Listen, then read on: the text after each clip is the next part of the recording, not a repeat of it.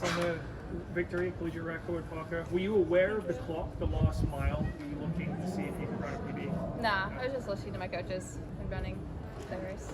Parker, I was in section 220 and I noticed your parents 2 laps ago were in the same section because they ran out, they did not walk, ran down to the track as quickly as they could to come greet you. How awesome is it to have that support from your parents? It's super awesome. I'm super grateful for them and all of my support system. Couldn't do it without anyone.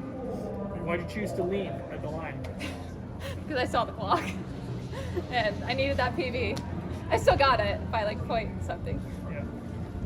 Would you say the meet met or exceeded your expectations with your goals coming in? It met my expectations. I got the job done, got the most points that I could for my team, and yeah, ran a PB, so that's awesome.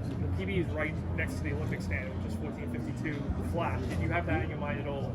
No, I mean, I could have made it honest from the start, but I think our first lap was like 73-ish, and so I just rolled with the punches and yeah, ran my own race.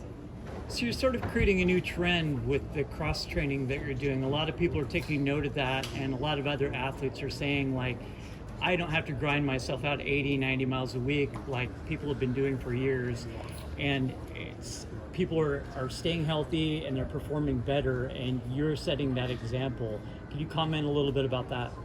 Yeah, that's super awesome. I don't really know like this all the science behind running, like threshold and all that stuff, but I feel like it's pretty simple. Like you get your heart rate up, like fitness is fitness, and it's kind of, yeah, it's surreal because this was like the first time that I raced my sophomore year, like off of just cross training after I'd broken my foot, and I realized what I could do. I think I ran 15:20 off of that, so it's awesome to see like how far I've come, and I'm super grateful that I could influence others like that.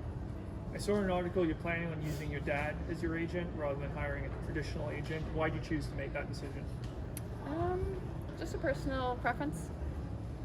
Parker, can you reflect on like younger you in middle school or high school racing competitively, and how much has changed for you? What's the growth you've gone through since those younger years to now at the level of which you are?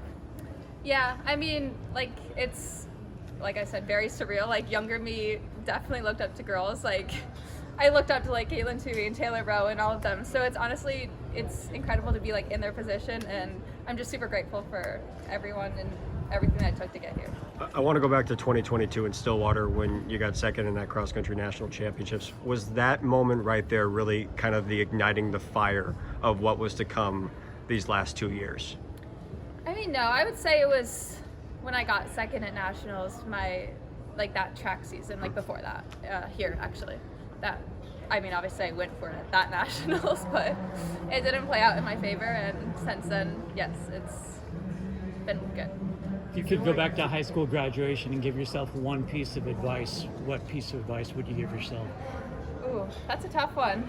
Say, don't take anything too seriously. Just have fun and take life day by day.